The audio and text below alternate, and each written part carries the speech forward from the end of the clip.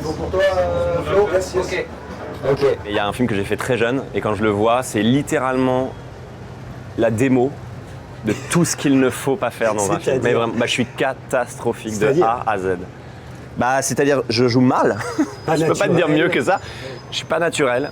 Je veux forcer le truc. J'ai un petit rôle, donc je me dis c'est maintenant. Donc il n'y a pas l'illusion de la vie. Il y a l'illusion d'un mec sous cocaïne qui est à 2000% alors qu'il n'y a aucune raison. J'avais 18 ans, je joue un gars devant une con.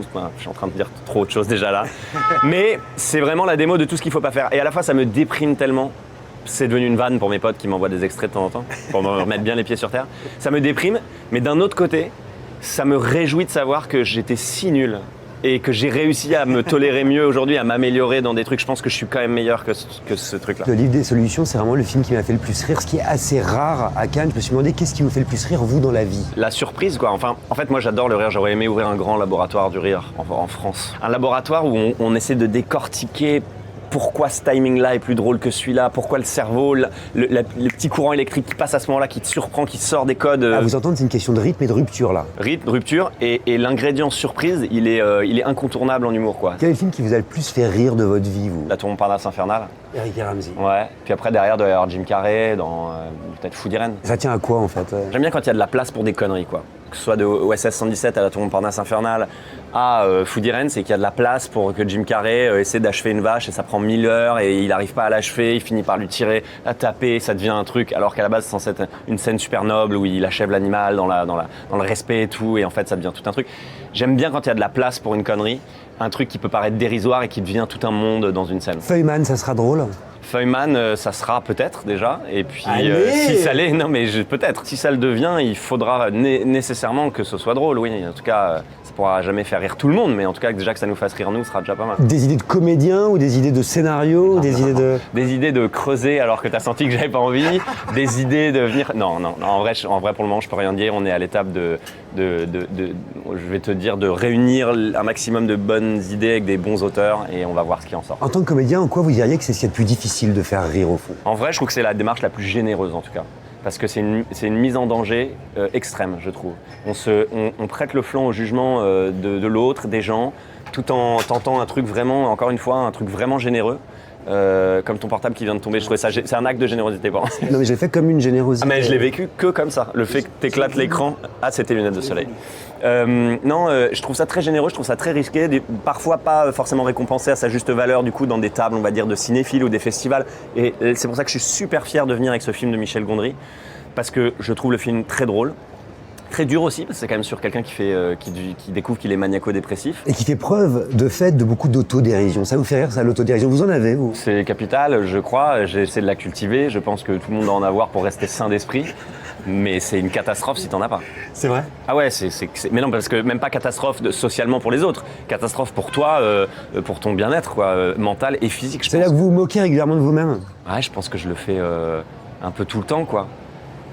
Et puis c'est sain quoi, de pouvoir aussi se regarder et se dire tout ça n'est pas si sérieux parce qu'au final on est de la poussière d'étoiles de passage, personne ne se rappellera de rien. Dans le livre des solutions, vous jouez effectivement le rôle de ce cinéaste en dépression qui se conduit assez mal, qui n'arrive pas à regarder vraiment les images du film qui vient juste de tourner. Ça vous fait quoi vous quand vous voyez sur un écran, Pierre? Alors déjà moi là j'ai vu le film de Michel Gondry hier pour la deuxième fois, une fois avec un lien chez moi, donc c'était voilà, et là avec la salle qui était vraiment un accueil. Enfin, franchement, c'est l'accueil le plus chaleureux que j'ai connu de ma vie, dans tout festival confondu. C'était vraiment génial. Mais c'est la dernière fois que je le voyais. Je reverrai plus ce film, comme les autres films, je les revois pas. Je les vois une fois ou deux maximum, mais après, je les revois pas. Le problème, c'est que quelquefois, vous passez à la télé maintenant. Ouais, mais je regarde pas la télé. Déjà, je regarde peu la télé, mais même si je tombe dessus, je vais tout de suite zapper. J'ai pas du tout envie. Déjà, ça me met un peu mal à l'aise. Et en plus, j'ai l'impression de perdre du temps. Alors que peut-être j'y apprendrai des choses, genre c'était très mal joué ça, tiens, il faudra pas le refaire ça. Faire du cinéma, c'est s'exposer quand même au regard des autres, c'est s'exposer à leur jugement. À un moment, votre personnage dit au spectateur qui s'apprête à regarder son film, si vous aimez pas, ne le dites pas. Est-ce que vous êtes pareil? Si vous n'aimez pas, dites-le, mais pas à moi. Je ne lis plus les mauvaises critiques. Et les bonnes, je les lis presque pas en vrai non plus. Genre, j'aime bien avoir un aperçu général d'une tendance sur un film, mais je vais pas aller chercher... Mais vous, par exemple, quand un ami comédien ou cinéaste vous présente un film, vous l'aimez pas du tout, vous le trouvez pourri, vous lui dites quoi? Il y a une règle, c'est d'abord tu dis que c'était bien, oui. Après tu laisses passer un... Attends, je le fais. Alors Pierre, qu'est-ce qu'on a pensé? C'est génial, non mais comment t'as... C'est horrible parce que vraiment je passe pour un connard. Non, mais je vais vous expliquer après qu'en fait. touche vachement. Bah ouais, écoute, non, ouais, je vais te montrer, j'en donne pas trop non plus, je vais te dire. C'est franchement ce que t'as fait, c'est bravo quoi, bravo, c'est super, c'est super. Mais on s'en reparlera, franchement, c'est bravo, tu peux être super fier de toi. Mais là, je vous ai grillé parce que vous avez dit on s'en reparlera. C'est vrai. Ah ouais, c'est ça, le... Et plus tard, une fois que tu auras digéré un peu, je te dirai, voilà, moi j'ai aimé certains trucs, d'autres trucs moins. Il faut être un peu diplomatique avec les gens qu'on aime. Dans votre carrière, quelle est la critique qui vous a le plus servi? C'est pas des critiques, c'est plutôt des conseils quoi. Genre n'aie jamais peur du ridicule quand tu joues quoi sur un film. Il faut faire confiance au fait qu'après on pourra couper, changer de cap, d'intention. Mais que par contre si tu sens un truc, faut le faire quoi. Qui vous a dit ça?